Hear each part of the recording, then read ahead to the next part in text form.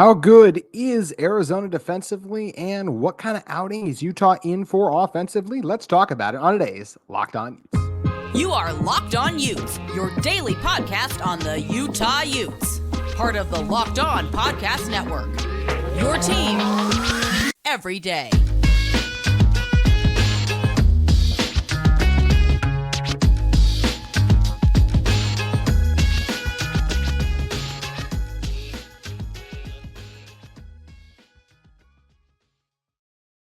Hello, everyone, and thank you for making Locked On Utes your first listen every single day. We are available on all platforms, including YouTube and wherever you may get your podcasts. If this is your first time listening to our show, make sure you like and subscribe. Leave a rating and review if you're listening in podcast format. Love interacting with you guys in the comments on YouTube. Today's episode of Locked On Utes is brought to you by LinkedIn. These days, every new potential hire can feel like a high-stakes wager for your small business. That's why LinkedIn Jobs helps you find the right people for your team faster and for free. Post your job for free at linkedin.com/LockedOnCollege. Terms and conditions apply. That's Locked On College, all caps, no spaces. My name is JT Wistrcill, former intern inside the University of Utah Athletic Department. And on today's show, we're going to be breaking down the Arizona defense, talking about what they do, then looking at how Utah offensively will try to attack this Arizona defense and discuss which Utah Utes I think could be in for a big outing down in Tucson, and want to close with a little bit of Utah women's basketball and men's basketball talk, because Utah women's basketball actually got an early season loss, something we were not expecting out of them. So thought we could talk about that a little bit, but no reason to panic about them either. So we'll talk about that at the end. But first, I want to talk about this Arizona defense, how good I feel they are. And, the first thing when talking about Arizona defensively is if you pull up the Pac-12 defensive statistics, it lists the best defenses in the conference in terms of yards given up per game. The top three are UCLA, Utah, and Oregon. And those teams are separated by UCLA is at 289 yards, Utah just behind them at 10, by 10, because 299 yards for Utah, then Oregon at 309. So all of those teams kind of close within that 30-yard kind of range like that, but just barely under 310 like that. I feel like those are the three best defenses in the Pac-12. I think they belong in that tier. Then if we look in the next tier, that's where you get Oregon State, Arizona, and Arizona State. And I feel like that's really, really fitting, the kind of the tiers that these defenses fit into. I do feel like the three best and belong in their own tier: UCLA, Utah, Oregon, then Oregon State, Arizona, and Arizona State. I think this Arizona defense is good. They've done some nice things on the season. Had the big win against Oregon State, in which they limited the Beavers to just 24 points offensively. Also shut out Oregon State in the third quarter. Only allowed 2 touchdowns in the fourth, but holding a team as high caliber as Oregon State to only 10 points through 3 quarters is pretty impressive. So when you talk about this Arizona defense, they do have a couple of noteworthy playmakers I think that we should be looking at and talking about. And I think the first one of those guys that I would look to right away is Jacob Manu. He's the linebacker, 84 tackles on the season, 5.5 sacks overall, also deflected a pass, but leads the team in total tackles, also in solo tackles, 48 total tackles. It's by far the most on the team too. He's the main playmaker. Also another guy that's done a good job for them this season is Taylor Upshaw, 7.5 sacks for him. He's a guy I look to get some interior pressure in there too. And they have a couple other defensive linemen, whether it's Davis the second, we're talking about Stewart as well up front, or Isaiah Ward up front. Those are guys who can get pressure to as well. So they got some solid defensive linemen. I think secondary wise, I think they're good, not great. This is a secondary that only has 2 interceptions on the season. And like I said, they're solid, not outstanding in that regard. So, yeah, this is a team in Arizona that deserves to be ranked inside the top 20 as they've earned their ranking in, and their defense has done some good things on the season too. If we're looking at, I mentioned the Oregon State game, they got gashed a little bit by Shedeur Sanders. Shedeur Sanders, for more than likely, will be the first overall quarterback and the first overall pick in the 2025 NFL draft, because I do expect him to stay back for another year. But when you're looking at this Wildcats defense, they held teams like Washington, only 31 points. That's a win. We saw Utah wasn't able to do that. Then you're looking at other games too. The Washington State game, only holding them to 6 points. UCLA, they only held them to 10, which is impressive. And that's a Bruins offense that, yes, Utah only held them to 7, but so still better by Utah, but still impressive to do that there too. And as I mentioned, they got gassed by Shedeur a little bit, but that's more than anything. I came away impressed by Shedeur than I did going, oh man, the Arizona defense isn't good. Now, there are advantages and matchups that I do feel like Utah can exploit here. They have a couple players with some sacks, as I highlighted. I don't feel like there's no Jonah Ellis. And I'm not just saying that as in Jonah Ellis leading the obviously Power 5 in sacks. Like there's very few Jonah Ellis's out there, right? Well, this is a different caliber, though, just in general, I'd say. I don't think they have an elite pass rusher overall. I think they have some good pass rushers, but especially watching the Colorado game, you just don't see a lot of guys stand out from a pass rush standpoint that were really able to get back there consistently enough and affect Shedeur. And Shedeur did a good job navigating the pocket. One thing Shedeur does a good job of, too, is did a good job of deciding when it was time to tuck in and run.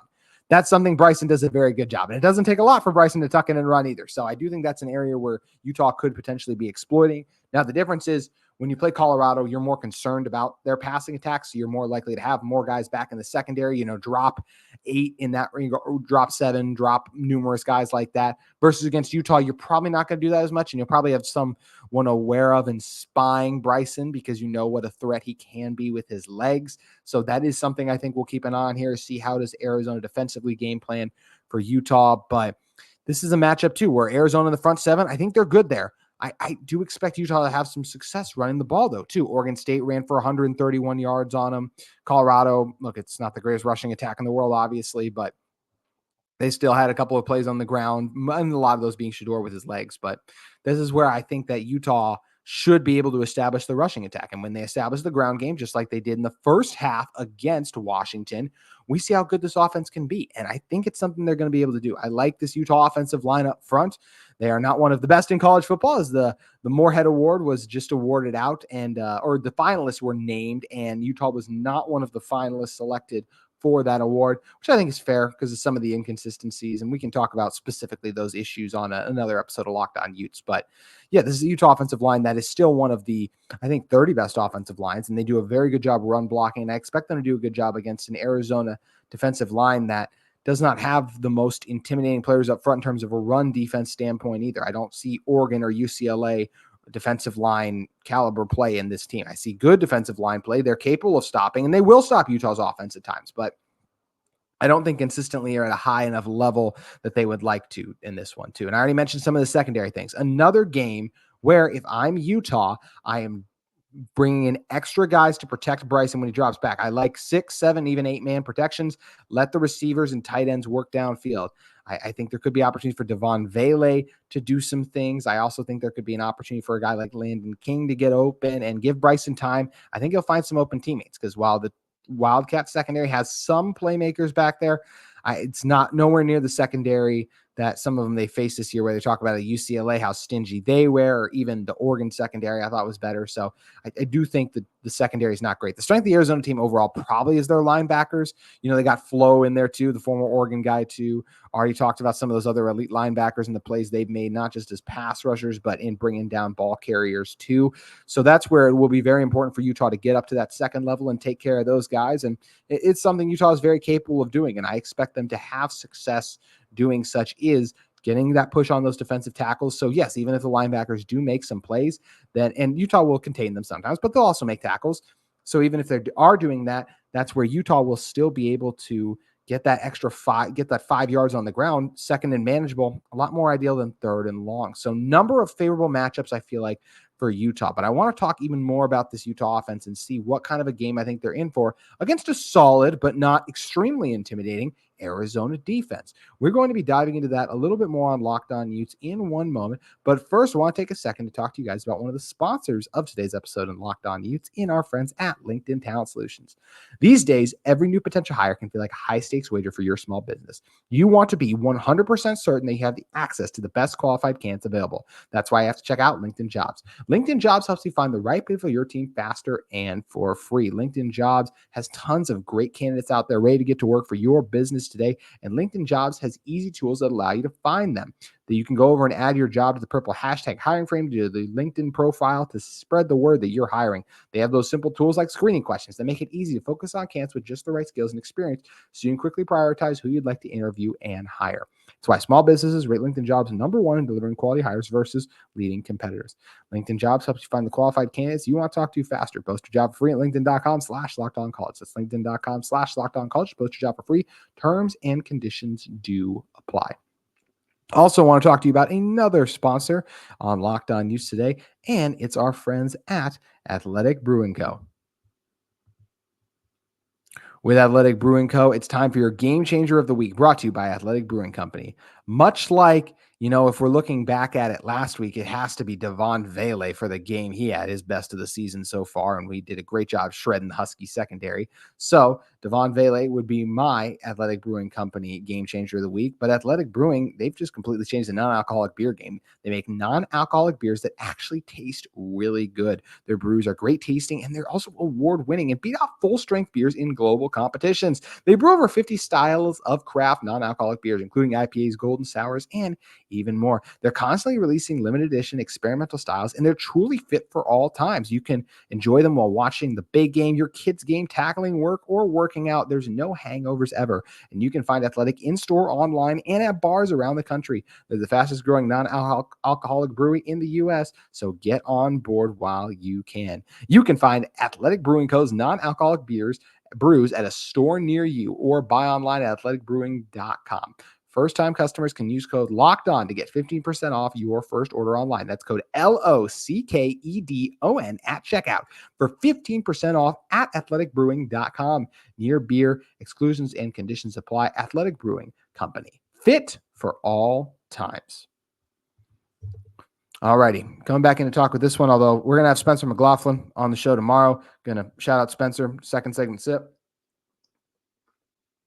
Spencer will be joining me to talk about just break down this matchup a little bit more. And, a few weeks ago, Spencer, actually before the season started, I think Spencer called this as an Arizona upset at Utah. And I'm curious to see if he feels the same way, especially considering Arizona looks better than when he made that prediction, and Utah, because of the injuries, looks worse than when he made that prediction. So that'll be a fun discussion we're going to have with Spencer McLaughlin of Locked On Pac-12 on tomorrow's show. But already, talk about this Utah offense versus the Wildcats. I do think Utah could be in for a successful offensive outing. When Utah runs the ball, it usually goes well for them offensively, and I think they have the opportunity to do that. I mentioned these linebackers for the Wildcats. I think they're pretty good, but I think there are real questions this defensive line is the Utah physical rushing attack, whether it's them battling with Jaquindon Jackson, who, as far as we know, is going to continue to kind of play through the injuries he's dealing with and tough it out there. Whether it's the speed of Sione Vaki, Jalen Glover also running through guys, and, the interior of Keaton Bills, Mocha Fisi, Satawa Laumea, Coley in at center, and then Fano or Tongai at left tackle. These are all guys who do a pretty good job in the running game. And yes, they'll get beat from time to time in the passing game, but there's not a pass rusher here that scares me. There's no Trice like they saw against Washington. There's no Dolores like they saw against Oregon. So that's where I'm also like, okay, Bryson should have some time to throw. Utah should run the ball. So the play action game is something that could get going for Utah. And the play action game worked very well for Colorado against this same defense last week. So that's also where I'm like, okay, Bryson Banres ain't no Shedeur Sanders. But if I looked at a couple of the throws, and an emphasis on a couple, because there were a few that Shedeur made that I'm like, yep, Bryson can't do that, and most quarterbacks in college football can't. But there were a couple of kind of just like simple one-read throws where it's like, oh, first guy's open, boom, hit him in stride there. Bryson can do that. He's done that throughout the season. So that's where it gives me the confidence and optimism that Bryson could be in for a bounce back game. I think this is the kind of game where Bryson once again throws for over 200 yards against Washington. But this week, I think it'll be in a win. I think he's in for a strong road performance like we saw in the first half against Washington, like we saw for the entirety of the game against USC. So I'm expecting Bryson to make a number of plays with his arm in this one. And it's something I'm excited to see, because when this Utah passing attack gets going, they're hard to stop, just like they were last week against Washington in that first half. So I'm expecting a strong day out of Bryson. I think because Utah will be able to win the line of scrimmage, Bryson will be protected, be given the necessary time he needs to be able to make the plays and the throws that have made him effective at times on the season. That's when Bryson's at his best. That's when most backup quarterbacks and most quarterbacks in general are at their best, when they're protected. I think Fifita will probably have the more memorable throws and will more than likely outplay Bryson overall, but I think Bryson definitely could outplay him. And I think Bryson is going to have some huge moments and plays in this game, especially because I do think he'll have 2 or 3 huge runs for first downs, as he kind of tends to do. Or I should say 2 or 3 scrambles, because he's going to be fourth and short. They're going to run it with Bryson at times up the middle. We know he's not scared of getting hit and banged around a little bit. So that's where I think that there are going to be a couple of key scrambles throughout this game that we're going to see Bryson get to work on. And I'm excited to see what kind of game he has, because I know he's no doubt frustrated with how the offense looked in the second half against Washington. Watch the press conference. It was clear as day that he was not pleased. And how could you be with the way things turned out in that half? Like, this is a good opportunity opportunity for Bryson in this offense to get back on the winning path too. And it's something I think Utah has a very strong chance to do, in large part because of the play of their quarterback. Mentioned Utah winning the line of scrimmage. Yes, that applies in the rushing game as well, of course. So I do think this Utah ground game is going to have some success and get going. I don't see 100 yards for Jaquindon, Sione, or Jalen in particular, but I think, Jalen will be over 30. I think Jaquindon gets over 60. And I think Sione Vaki is somewhere in between 40 to 60 all-purpose yards, because we know he's going to be involved in the passing game too, because he is just such an elite athlete. And even the screen he scored on last week, just so few players in college football. And yes, I said college football could score on that type of a play, just the speed and athleticism needed, the quickness, that breakaway ability, something that Vaki and only a few athletes in this sport possess. So that was something that was just tremendous to watch. And I'm excited to see how Utah and Andy Ludwig kind of continue to design and figure out ways to get their best playmaker, I shouldn't say that, their most explosive playmaker, the ball in space too. So expecting good things from Vaki. And I do think, as I said, Utah will be able to control the game a little bit on the line of scrimmage, running the ball. Expect Jaquindon to break a few tackles too, and hopefully get into the end zone. As for Utah pass catchers on the outside, it's another area that I think Utah could be in for some success for. I already mentioned Arizona, just 2 interceptions on the season. Not that elite of a secondary, although they've done a good job making a few plays. They're sticky. I said not elite for a reason, but I think they're solid. I think that's the best word for them too. Devaughn Vele should continue to be involved in this offense. And I actually think Vele will go over 100 yards for another game in this one.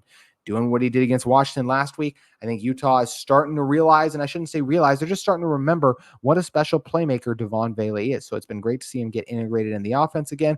I think he's going to have 116 yards. I'll go very specific in this one. I think Vele will make a couple of big grabs throughout, have another 20-yard play to keep the Utah offense on the field, and of course, continue to convert a few key third downs. Speaking of key third downs, that's what I see Landon King do in this game too.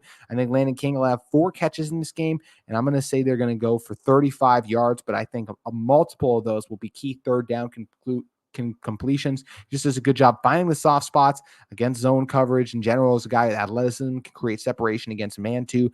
Big body target. Bryson missed him a little bit last week on a throw or two, and I think this is where we'll see him really make an impact here. Also, I know I talked about it too, but just so great to see Mickey Sugaturaga last week get into the end zone. Just a guy who's worked hard blocking all season long, caught a couple of passes, but nice to see him officially get in the end zone. Every defensive player dreams of scoring a touchdown. Mickey was one of those defensive players, used to be now on offense. He's like, well, I'm working hard, blocking, doing all this stuff. It'd be nice to get in the end zone once, and he was able to do that. So very happy for Mickey that he got that opportunity too. As for other receivers in this game, I do think Money Parks will kind of continue to make some grabs too. I'd love to predict Money to have another explosive play, but that just doesn't seem likely at this point. It's been more Vele at the moment. So I think Money, although I will say the jet sweep they ran to him last week worked to perfection. So hopefully we do see some more of that in that motion used, because Money's speed, the defense does respect it. So I think Money will have under 50 yards receiving in this game, but I think he'll make a big grab or two that could help turn the tide in Utah's favor. So that's how I'm feeling about the Utah offense. Predictions. I did the defense predictions yesterday. Drop them in the comments below. Would love to hear what you guys think. The Utah offense, the type of outing they're in for. How are you feeling about Bryson after the second half last week against Washington? Wasn't great, but the first half was awesome. Love to hear your thoughts on all of that below. And as I said, tomorrow's show, Spencer McLaughlin will join me, and we're going to break down the biggest storylines, the keys to the game, and predict the winner in this contest. But before we do that, I want to talk about how the Utah women's and men's basketball teams at the University of Utah have been faring lately. And before we dive into that, I want to talk to you about another sponsor in today's episode of Locked On Utes, in our friends at PrizePicks. PrizePicks is the largest daily fantasy sports platform in North America. We're the easiest and most exciting way to play daily fantasy sports. It's just you against the numbers. Instead of battling thousands of other players, including pro sharks, you just pick more than or less than 2 to 6 player stat projections and watch the winnings roll in.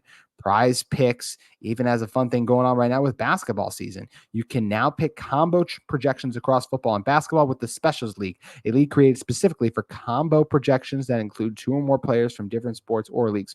For example, do you think LeBron James and plus Travis Kelce are going to go for, or LeBron will go for 10.5 combo of 3-pointers made plus receptions if you combine Kelce and LeBron's production? Kelce, good test this week, taking on the Chiefs Super Bowl.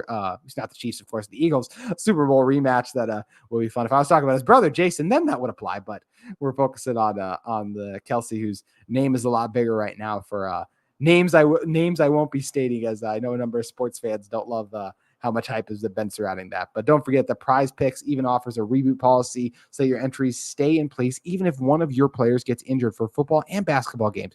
If you have a player who exits the game in the first half and does not return in the second, the player is rebooted. PrizePicks is the only daily fantasy sports platform with injury insurance. Right now, you can go to prizepicks.com/LockedOnCollege and use code LockedOnCollege for a first deposit match up to $100. Once again, go to prizepicks.com/LockedOnCollege and use code LockedOnCollege for a first deposit match up to $100. Alrighty. Coming back in to close this one out, let's talk about some basketball. Unfortunately, I start with a little bit of a downer. The Utah women's basketball team, a top 4 team in women's basketball in the NCAA, suffered a tough loss to Baylor. Baylor ranked 21, so always hard to win in a top 25 team on the road, and Utah narrowly falls 84-77. Utah, the shooting just wasn't there from 3, 6 for 24 from downtown. That's 25% overall versus 41% for Baylor. Give the Bears credit. They got hot, and Utah just simply wasn't too. Jenna Johnson tried to keep them in it early in the first half. And I shouldn't say they were in it the entire way, but Jenna Johnson played well in the first. Alyssa Peely, Gianna Neepkins contributed throughout as well, but just not enough in it for Utah as they did end up following to the Bears. So give Baylor credit for being able to gut out a tough win. This is a Utah team that now moves to 2-1. They're still one of the best teams in women's college basketball. They're going to be fine, whether you're talking about the depth or just the leaders and experience they had from last season too. But give this team credit. I mean, a Baylor as well too. How about Edwards with 4 blocks? They had 7 overall in the game, only 13 turnovers, Utah turned it over 18 times in the contest too. So also give this Baylor team credit for battling all game long against just a really tough opponent once again too. So tough tests like this build good character, and we know this team has great character from their run last season, but always good to be tested and have that little reminder. So be interesting to see how Utah bounces back after falling to Baylor. Utah men's basketball team sitting at 2-0 right now, getting ready to take on Wake Forest too very soon here in a tournament they're playing in. But Lawson Lovering's been a great addition, and especially just, against a team like UC Riverside Highlanders, when you have a side like a Lawson Lovering, he's going to eat. He was 7 of 11 from the field, 18 points. Brandon Carlson, 5 of 8 from the field, 16 points. Same thing, just too big, too strong too. Cole Badgema continues to be just a great addition for this team shooting. He had 3 threes in this game, back-to-back games. Now he's made over 3 threes. What a welcome addition that spacing is, especially when you look back to last year of whenever Gabe was off, like he was in this one, only 2 for 4, so 4 points, missed the 2 threes he got off. It's great to have a guy like Badgema who can get it going from downtown. And just speaking of getting it going, Kaba, once again, 10 points, 7 rebounds. Ben Carlson, 11 points, 6 rebounds too. So just good to see lots of guys for Utah setting up. Also, how about Hunter Erickson with 6 assists off the bench? So 82-53, Utah beat UC Riverside, the Highlanders. And this is a Utah men's basketball team under Craig Smith that has the potential to be a solid Pac-12 team this season, off to a strong start, taking care of business against teams they should beat. And I'm feeling good based on the early showing so far. Excited for them to play a team like Wake Forest and get a little more of a test, see how they'll fare in that neutral site game in this tournament. But just a good opportunity for Utah to test themselves early in the season. So that's going to do it for this edition of Locked On Utes. We'll continue to follow the men's and women's basketball teams all season long. And of course, still got 2 football games to break down, the first of which will be this Saturday. And I should say more than that, Utah's bowl eligible. So of course, we'll dive into that in the coming weeks once that matchup gets revealed. But still got Arizona this week, and then we'll be getting you ready for Colorado next week. Regular season final, always so quick how fast the season zooms by us. But as I mentioned, tomorrow, me and Spencer McLaughlin of Locked On Pac-12 breaking down all things Utah taking on Arizona. We'll see you then.